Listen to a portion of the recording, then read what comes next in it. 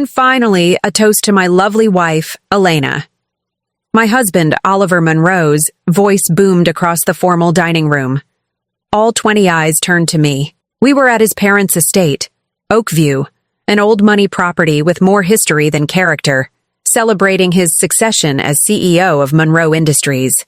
The room was suffocating, all dark mahogany, dead-eyed portraits of his ancestors staring down at us, and the heavy scent of old money, beeswax, and the slightly too sweet floral centerpiece. He raised his glass, his face flushed from the expensive whiskey his father, Arthur, had poured. The crystal reflected the candlelight, and for a moment, he looked almost regal. "She's been such a trooper," he continued, and I felt a chill. I knew that tone. It was the one he used right before he diminished me, the verbal pat on the head to remind everyone I was his pet. I mean, look at her. She's cleaned up nicely, hasn't she? Coming from where she did, it's remarkable. He laughed, a short barking sound that was meant to be charming. His mother, seated to his right, gave a thin reptilian smile. "She almost looks like one of us." Soft, condescending laughter rippled from his mother and his aunts. His father, Arthur, gave a thin, approving smile from the head of the table. I kept my own smile in place, a mask, a smile I'd practiced in the mirror for years, one that was polite, placid, and showed nothing. It was the smile of a hostage who had forgotten they were a hostage. Oliver turned to me, his smile a blade. "I love you, darling, even though I know, and you know." He leaned in, as if to share a romantic secret, but spoke loud enough for the entire table to hear, loud enough for the staff serving the fish course to pause. "That you'll always be beneath me. A Rostova will never be a Monroe." The silence that followed was heavy and absolute. You could hear the scrape of a fork on a china plate. It was a perfect, clean execution. He had publicly humiliated me in the heart of enemy territory. He had reminded me, and everyone, that I was an outsider, an acquisition, not an equal. I was a Rostova, a name he considered synonymous with dirt. I didn't flinch. I didn't shed a tear. I held his gaze. I let the silence stretch, letting his words hang in the air, letting everyone feel the weight of their own complicity. Then I raised my glass, the crystal cool against my fingers. I looked him dead in the eyes, and my smile became just a fraction more real. "To you, Oliver, and to the Monroe name. May it get exactly what it deserves." The table, hearing the word deserves, read it as loyalty. They breathed out. The tension broke. Oliver, hearing my submissive tone, read it as surrender. He smirked, satisfied, and took a long drink. What he didn't know, as he sat back, basking in the glow of his own perceived power, was that his 100-year-old empire was a rotting carcass, hollowed out from the inside. What he didn't know was that while he was busy mocking my name, I was using my boring corporate finance job to secretly, obsessively analyze every failed, leveraged, and fraudulent move his company had been making for the last 5 years. What he didn't know was that, 2 hours before this dinner, I had just used my entire inheritance to purchase the final decisive block of Monroe Industries' senior unsecured debt, making me, anonymously, their single largest creditor. He thought Rostova was a name to be ashamed of. He had no idea that Rostova was the name on the top of the execution documents that would be served at his gleaming new office in less than 48 hours. My name is Elena Rostova, and this is the story of how I used his insult as my motivation, and how the man who said I would always be beneath him now sits in a boardroom that has my name on the wall and waits silently for me to call on him to speak. I didn't marry a man. I married a name, a legacy. I married Monroe Industries. At least that's what Oliver's father, Arthur, told me at our wedding reception 10 years ago. It was a lavish, tasteless affair that cost more than my entire education. He'd taken me aside, his whiskey-laced breath hot on my ear as he gripped my arm a little too tightly, his thumb pressing into my bone. "You're a Monroe now, girl. Don't embarrass us." I met Oliver in my final year of business school. It was a world I had fought tooth and nail to get into. I was there on a full academic scholarship, the top of my finance class, writing a thesis on distressed asset acquisition. I was running on caffeine, ambition, and the quiet, desperate fear of failure. He was there because his father had endowed the business library. He was running on a trust fund and the unshakable, obnoxious confidence that comes from never having faced a single consequence. He was charming, I'll give him that. He had that easy, golden boy laugh and a smile that seemed to absolve him of all sins. He saw me in the library, a challenge, as he later called me.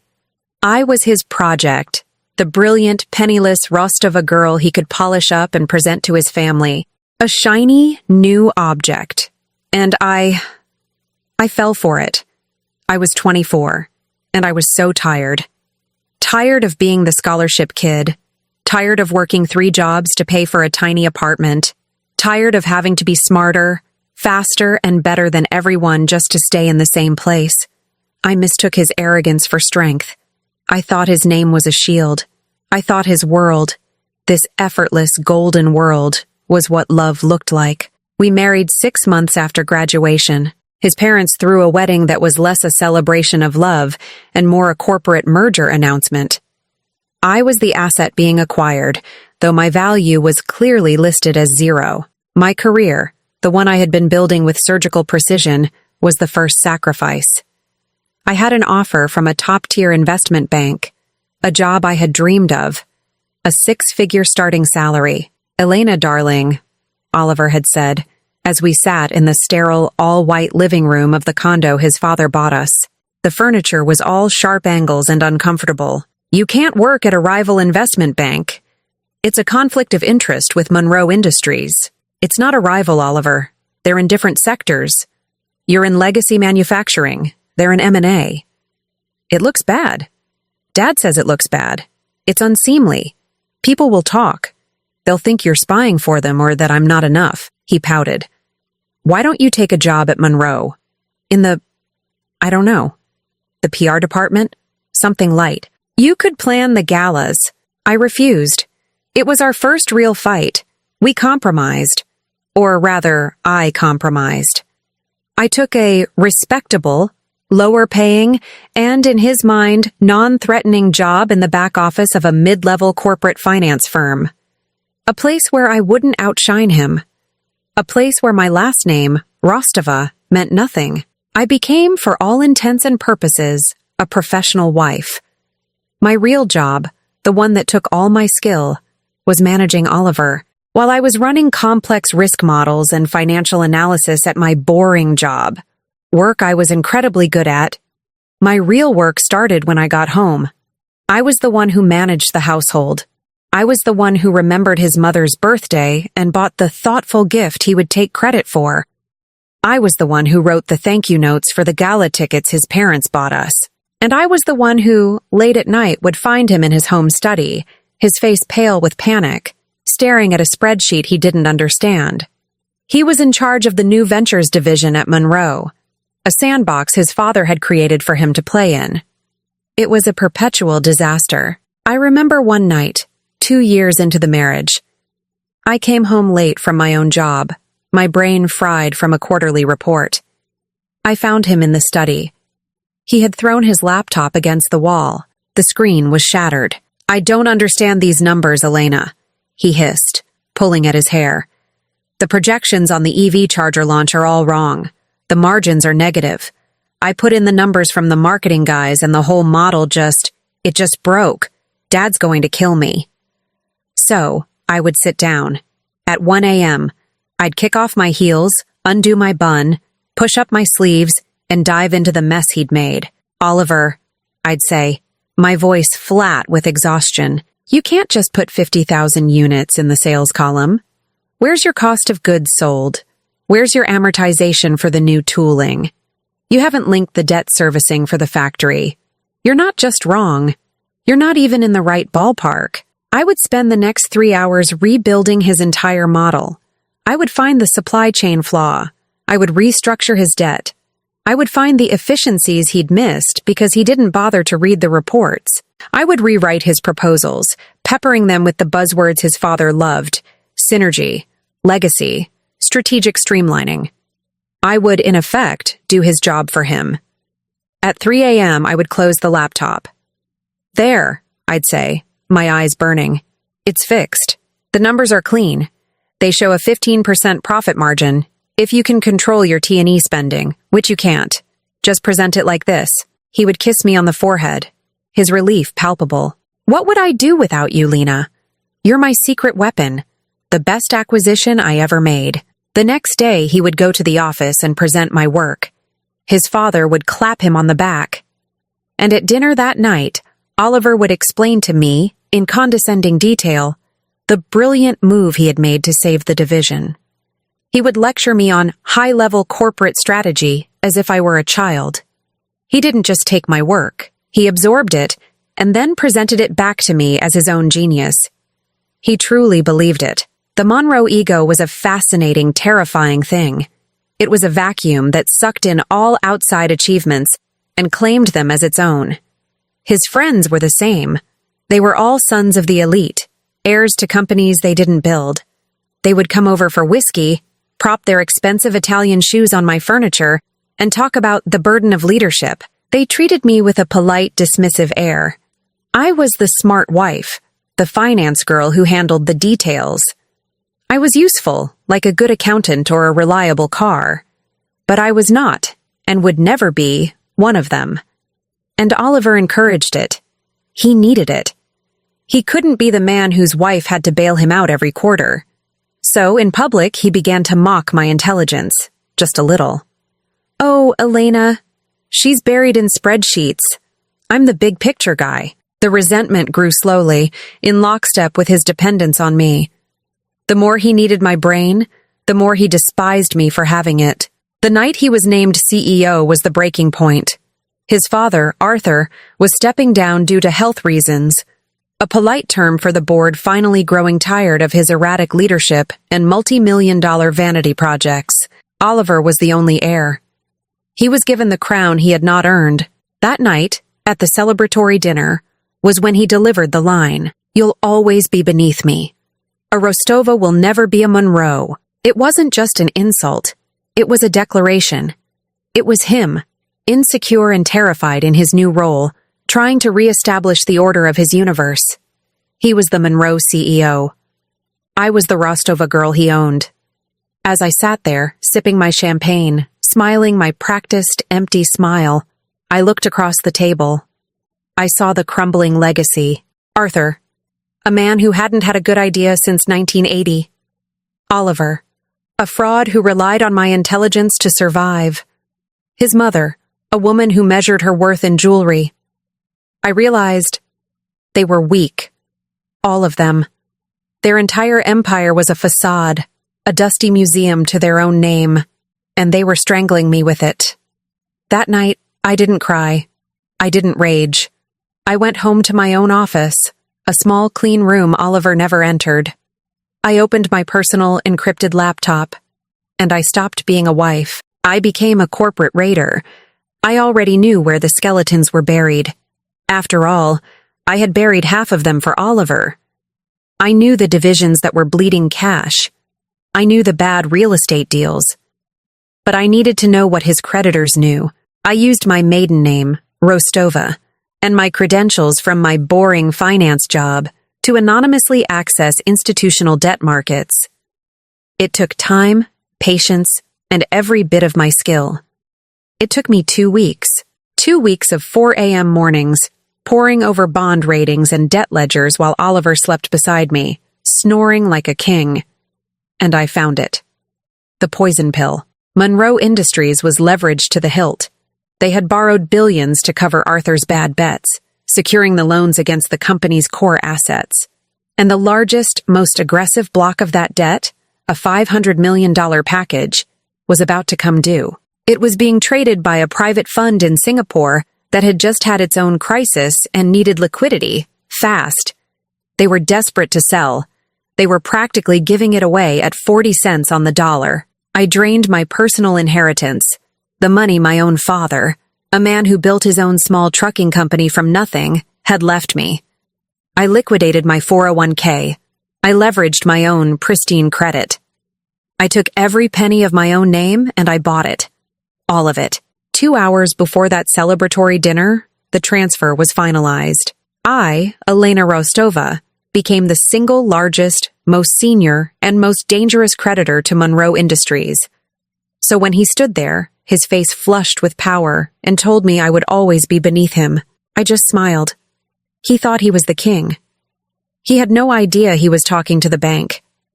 The dinner was on a Friday. I spent the weekend in my home office, mapping out every scenario, every possible response Oliver and his father might have. I was no longer a wife. I was a general planning a siege. I slept on the cot in my office. I don't think Oliver even noticed I wasn't in our bed. On Monday morning at 9:01 a.m., my lawyer, a man who specialized in hostile corporate restructuring and had no connection to the Monroe family, filed the papers. His name was Marcus Thorne, and he was the most ruthless lawyer I could find. It wasn't a lawsuit. It was a notice of acceleration. A standard, terrifyingly polite legal document. It stated that since Monroe Industries was in technical default on several of its bond covenants, which I knew they were, thanks to Oliver's sloppy management and my own deep analysis, the entire principal balance of the $500 million debt was now due. Not in 10 years. Now. Payable within 72 hours. The notice was filed by Rostova Capital, a newly formed holding company. My lawyer had a flair for the dramatic. The name Oliver had mocked at that dinner table was now officially his single greatest threat. I was at my desk at my own firm, running a risk model on a Brazilian subsidiary, when I imagined the legal courier arriving, walking across the polished marble lobby of the Monroe building, handing the stiff cream-colored envelope to Oliver's new, terrified assistant. I didn't have to wait long for the fallout. That night, Oliver came home late. He was a storm of noise and fury.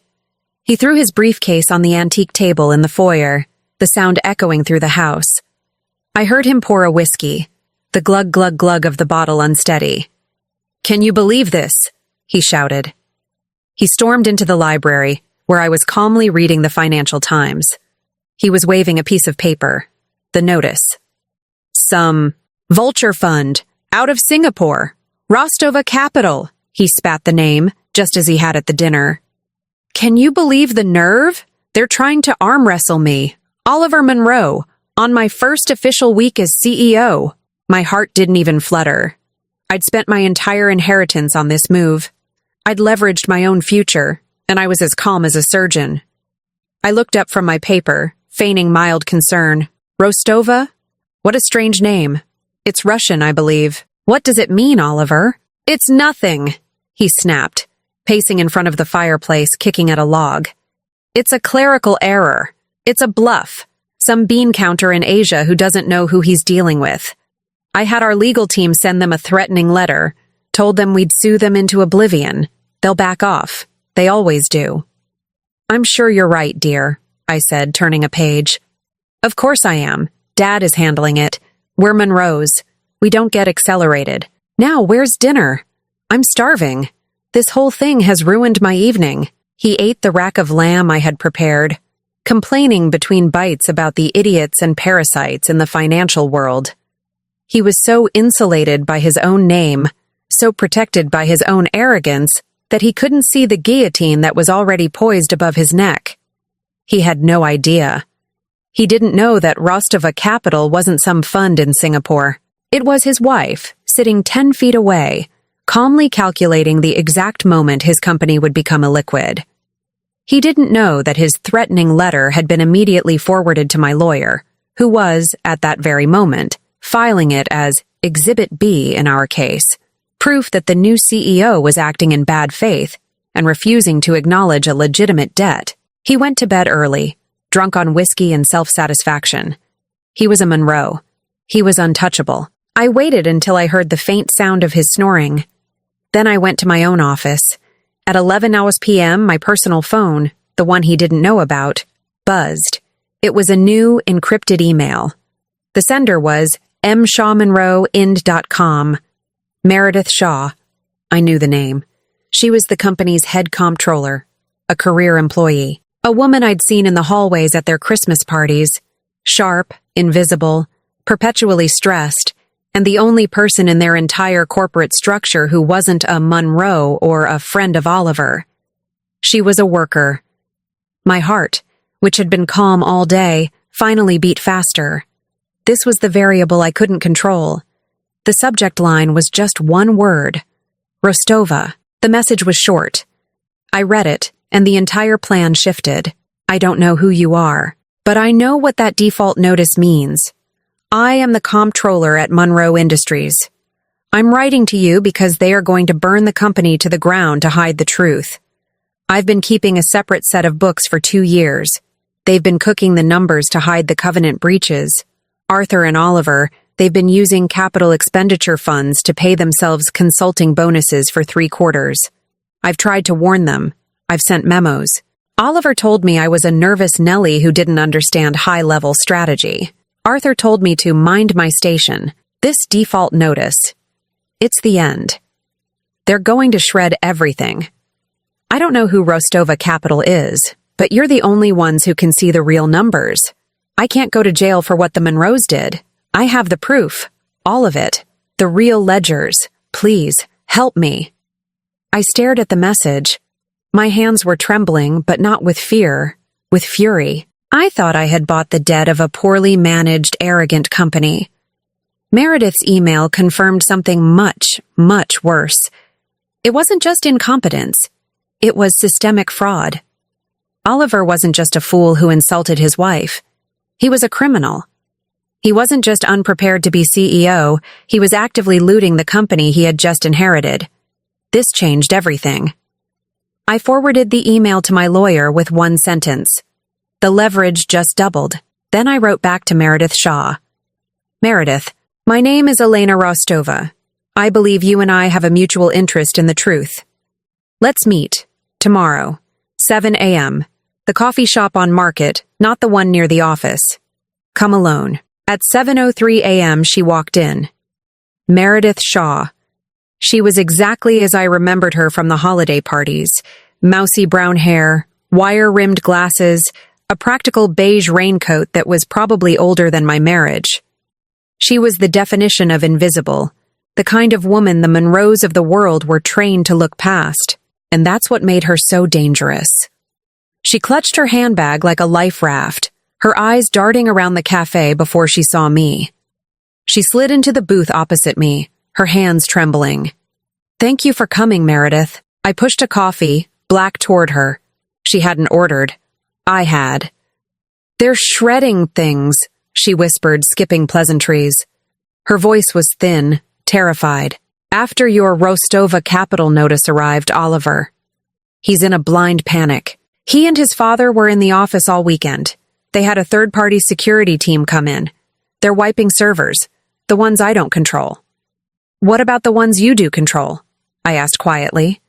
She took a shaky breath. I've been making backups, every night, for 18 months, to an encrypted drive. They think I'm just a nervous Nellie, a bean counter. They never seem to realize that the nervous ones are the only ones paying attention. She reached into her handbag and slid a small metallic object across the table. A USB drive. This is everything, she said. The real ledgers. Not the ones they show the investors. The wire transfers. The memos I sent. The emails where Arthur told me to find a creative solution. I didn't touch it. Not yet. Show me, I said. I opened my laptop, the one Oliver didn't know about. I plugged in the drive. It wasn't just cooking the books. It was a 5-course banquet of criminal fraud. The consulting bonuses were just the appetizer. The real crime was a shell company, a ghost. Apex Global Sourcing, registered in the Cayman Islands. Monroe Industries had been paying Apex tens of millions of dollars every quarter for raw materials, specifically rare earth minerals for their electronics division, that were never delivered. The invoices were fakes. The shipping manifests were forgeries. They're just stealing, I whispered. Arthur and Oliver. They're liquidating their own company from the inside out and blaming it on market conditions. Yes, Meredith said, but that's not the worst part. Look at where the money goes. She pointed to a line item. The money from Apex Global Sourcing wasn't just sitting offshore.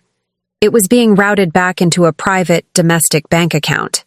A private account that I recognized. It was the account Oliver used for our household expenses. The account from which he paid the mortgage on our house. The account he used to buy his cars, his watches, his suits. The account he used to fund his entire fraudulent life. The blood in my veins turned to ice. I thought he was just an arrogant fool, incompetent at his job. I was wrong. His entire life was the job. His job was to perform as CEO, while he siphoned the company dry to fund the very lifestyle he was lording over me. The Monroe name he was so proud of? He was setting it on fire, and he was using me, my home, my marriage, as the kindling. Meredith, I said, my voice dangerously calm. They will send you to jail for this. You know that, right? As comptroller, you're the first person they'll prosecute. I know, she whispered, tears welling in her eyes. That's why I'm here. I have kids, Ms. Rostova. I can't go to jail for them. I tried to tell them. I have the memos. They told me to adjust the numbers to reflect executive guidance. They told me to be a team player. Good, I said. I closed the laptop. I pushed the USB drive back toward her. She looked at me, horrified. You don't want it? No, I said. I can't take it, and you can't give it to me. This was illegally obtained. If we use it, we're both complicit. We have to do this the right way. We have to make them give it to us. How? They're shredding everything. I leaned forward. Meredith, you're not a criminal. You're a whistleblower. And I'm going to give you the legal shield to become one. My lawyer, Miranda Sterling, is already on standby. She will represent you. Pro bono. Meredith's relief was so profound, she almost slumped onto the table. Now, I said, here is what you are going to do. You are going to go back to that office. You are going to sit at your desk. And you are going to send one email. I pushed a piece of paper across the table. It was a script. You will send this email to Oliver, to his father, and to every member of the Monroe board. The subject line will be, Urgent. Request for clarification on Apex Global Sourcing invoices for Q4 audit. Meredith read the script, her eyes widening. You will state, I continued, that as comptroller, you cannot sign off on the quarterly financials for the auditors until you receive verification that the multi-million-dollar payments to Apex Global Sourcing correspond to actual delivered goods.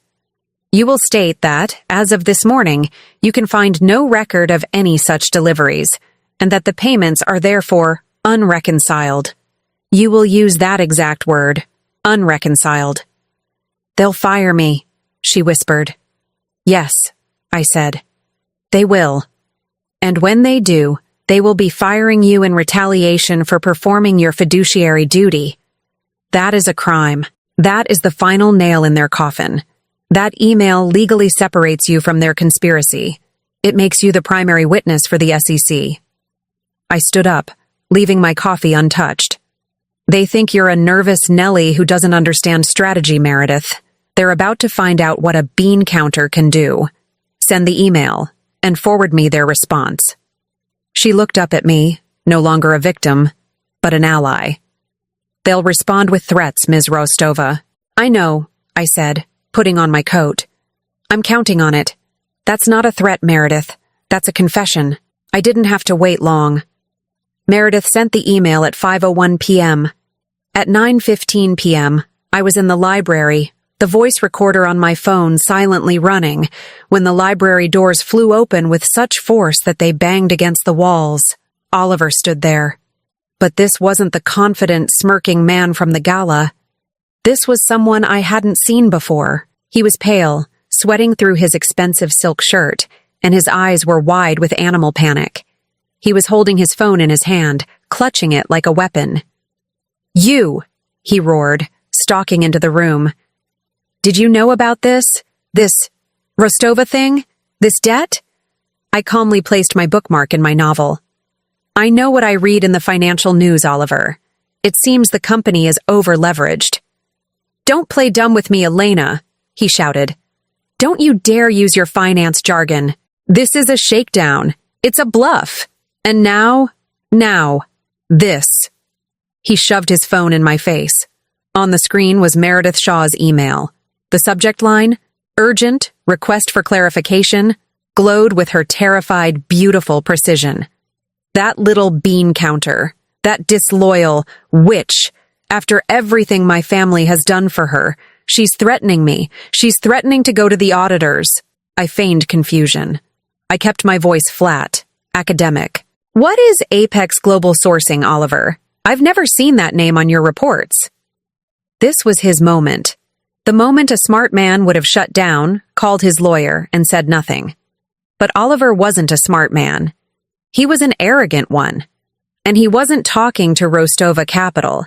He was talking to his wife, the woman beneath him, the woman who always fixed his numbers. "It's nothing," he snapped. "It's a shell company. Everyone has one. It's how you move money, how you manage capital for high-risk ventures. It's standard high-level finance. You wouldn't understand it. It's strategic. It's what my father has always done. It's how the real world works." I kept my eyes on his. My phone was recording everything. "She calls it unreconciled," I said, quoting the email. "She says she can't sign off. That sounds serious, Oliver. If she doesn't sign, the auditors won't sign. And if the auditors won't sign, the SEC will be alerted. And—" "I know!" he screamed, finally breaking. He threw his phone onto the couch. "That's what I'm trying to tell you. She's going to ruin everything my father built." He began to pace, running his hands through his hair. Then he stopped. He looked at me, and his panic shifted. It morphed back into that familiar, condescending arrogance. He wasn't scared anymore. He was giving an order. "You need to fix this," he said. I don't know what you mean, Oliver." "Yes, you do. This is what you do, Elena. This is your job. You're the numbers girl. You're going to go in there tomorrow. You're going to talk to that little mouse Meredith, and you are going to fix it. You're going to reconcile it. You'll move the numbers around from the other divisions, whatever it is you do. Make it look like the materials were delivered. Make it balance. Just like you always do for me." He was asking me to commit a felony. He was asking me to become his co-conspirator in the very fraud that was being used to fund his lifestyle. "Oliver," I said, letting a slight tremor enter my voice. That's fraud. That's a crime. I could go to jail." He walked over to me, his shadow falling over my chair. He knelt, grabbing the arms of the chair, trapping me. His face was inches from mine. "We could go to jail. Don't you understand? You are me. You are a Monroe now. You think that Rostova creditor is going to care about you? You think they'll spare the wife? They will take this house. They will take your cars. They will take every piece of jewelry my mother ever gave you. Your name is on the joint accounts. You're in this with me, whether you like it or not." He smiled, that same blade-like smile from the gala. "You're going to fix this, Elena. Because if I go down, you go down right with me.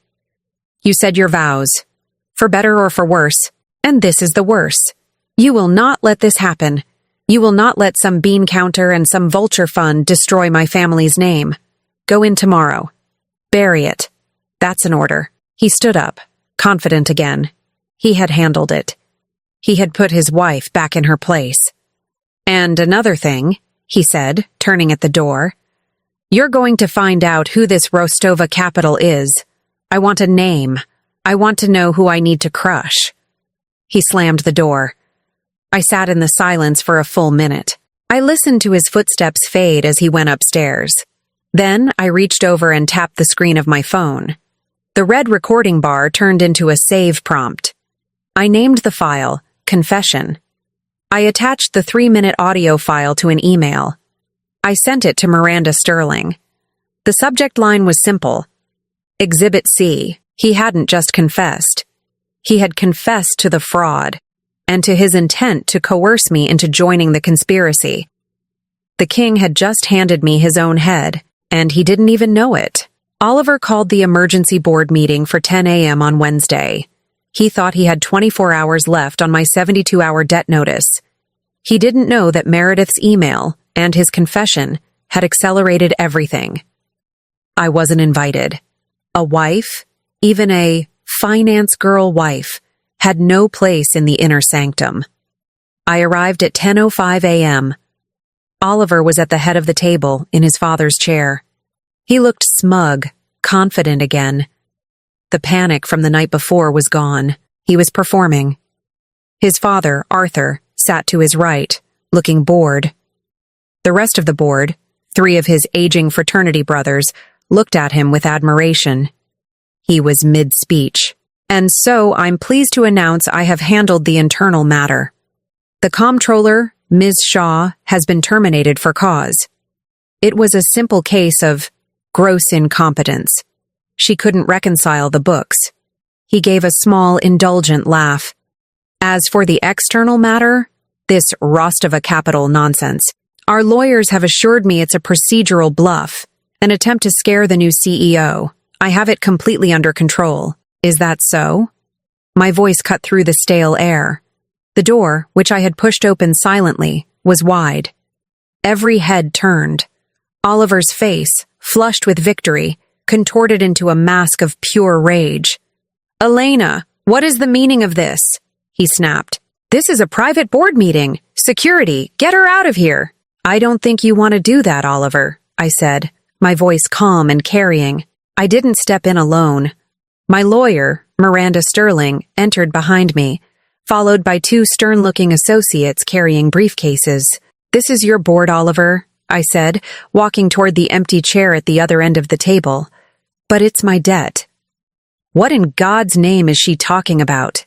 His father, Arthur, barked. "She's hysterical," Oliver said, scrambling. "She's upset about a marital dispute.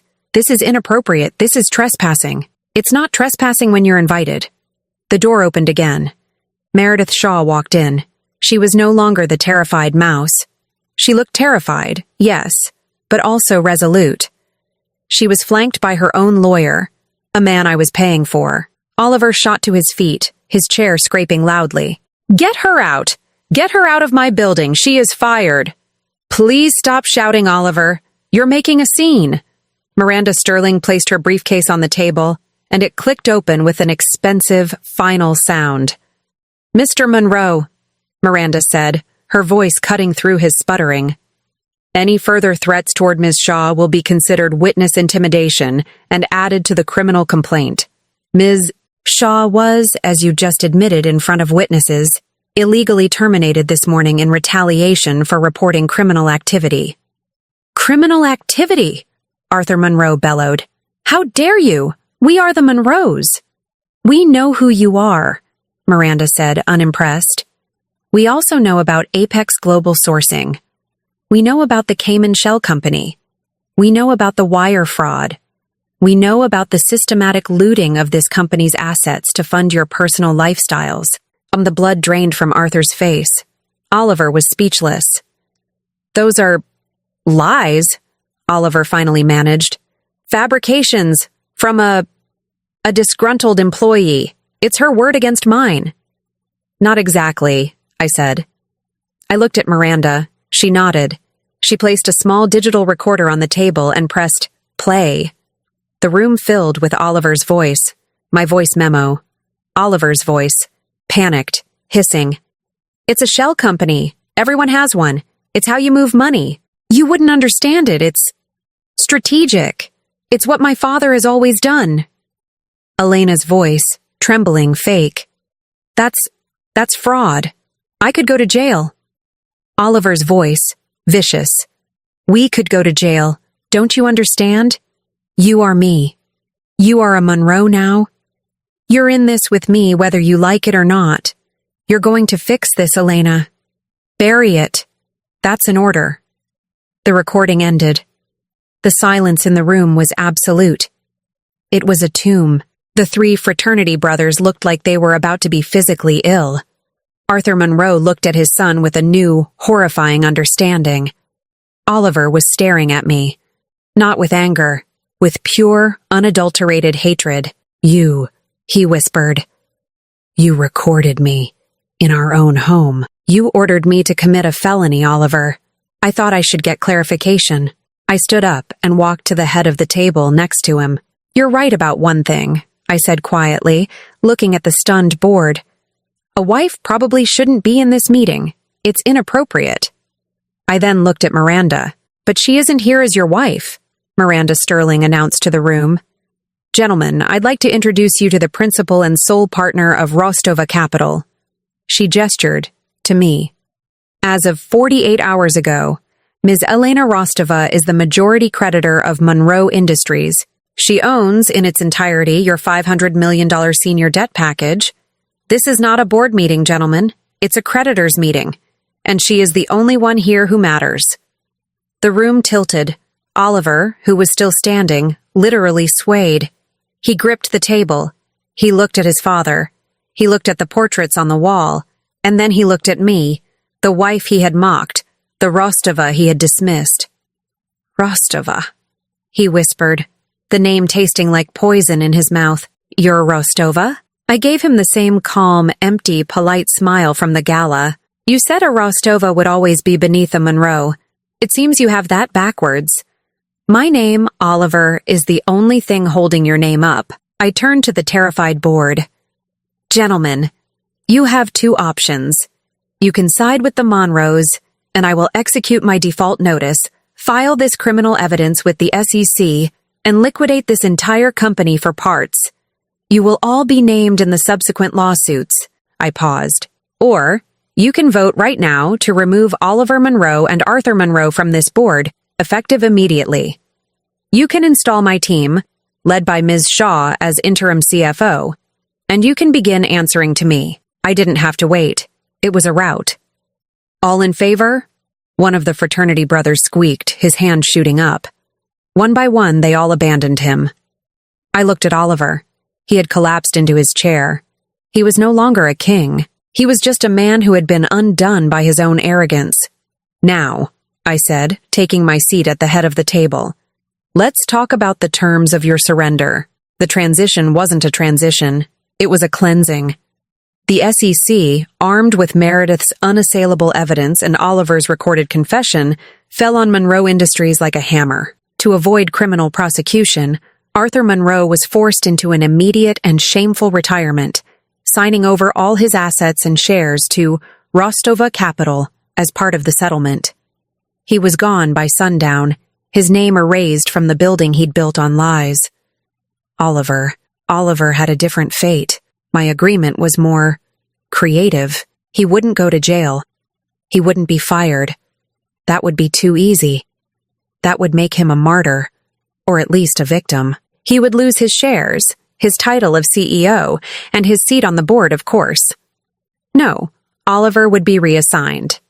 He was given the new title of Senior Transition Consultant, an inflated, meaningless title that meant he kept an office, a very small, windowless office in the basement, a drastically reduced salary, just enough to pay his rent on a small condo, and, most importantly, he had to show up. He was a living relic, a ghost I kept haunting the hallways as a daily reminder to any of the old guard who thought their loyalty to the Monroe name mattered more than their loyalty to the company. I was now the chairwoman of the board and interim CEO. Meredith Shaw, her name cleared and her courage rewarded, was the new CFO, with full power of the purse. The name of the company was the first thing to go. It was no longer Monroe Industries. It was rebranded, restructured, and reborn as Rostova Global. My name. In 2-foot-high brushed steel letters on the front of the building. The first board meeting of the new era was today. The room itself was transformed. The dark, oppressive portraits of Oliver's ancestors were gone, replaced with modern, abstract art. The heavy mahogany table had been swapped for one of light glass and steel. The room was bright, full of sunlight. It was a place of work, not a mausoleum. I sat at the head of the table.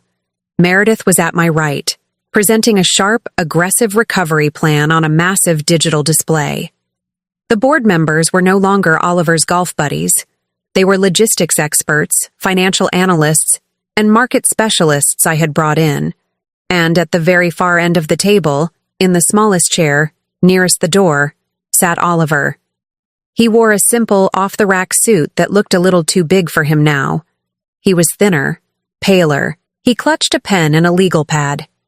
He had not made eye contact with anyone.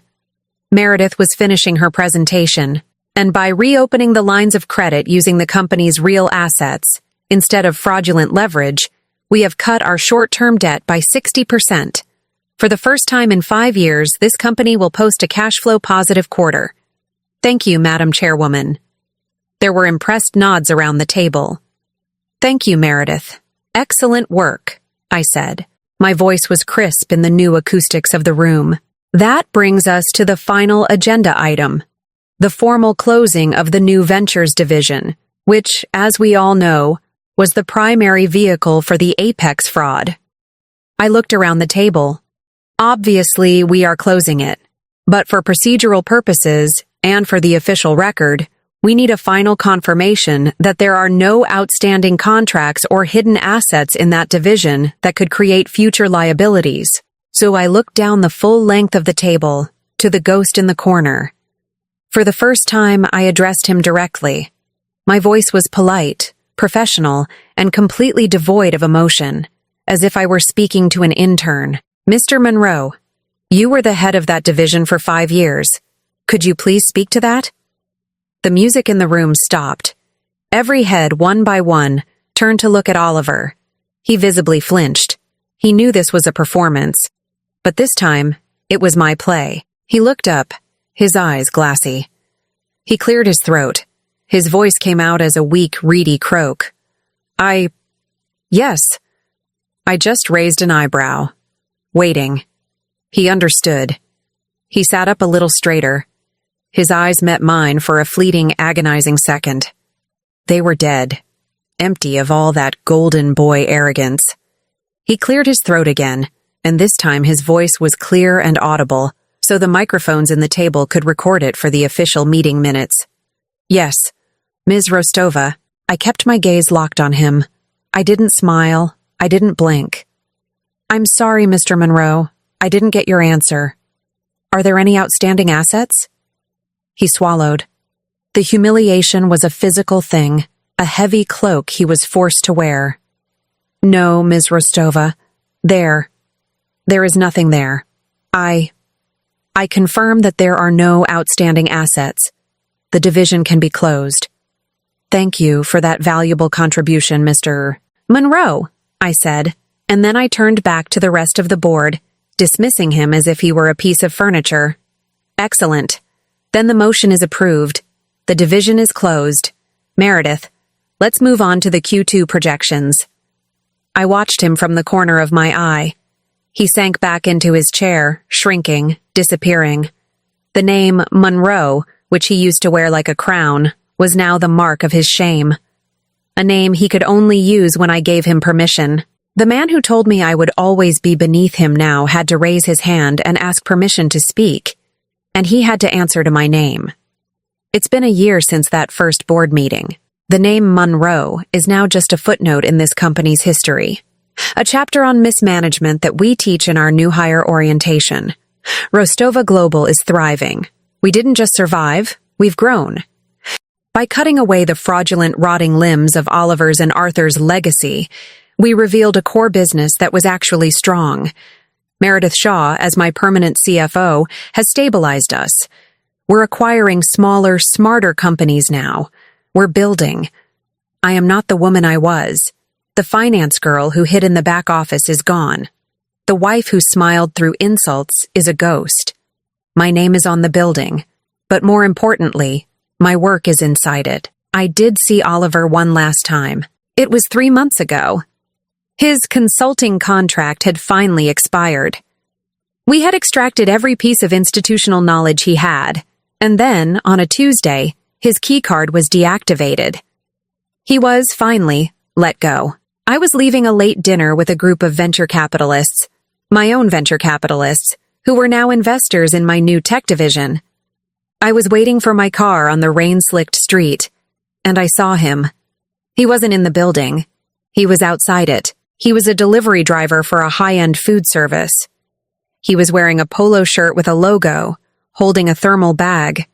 He was arguing with the doorman of the building next to mine, trying to deliver an order. He looked up, and he saw me, standing under the bright lights of my own building, under my own name. I didn't smile. I didn't sneer. I felt nothing. It was the first time I truly understood the difference between us. Oliver needed the name Monroe to feel powerful. He used it as a shield, as a weapon, as an excuse. The name was everything to him. He was right. I am a Rostova. I didn't inherit a name. I had to build one. He looked away first. He picked up his delivery bag, his shoulders slumped, and hurried down the street into the rain. An irrelevant ghost. At the gala, he told me, "You'll always be beneath me." Today, he works in a job where he answers to everyone.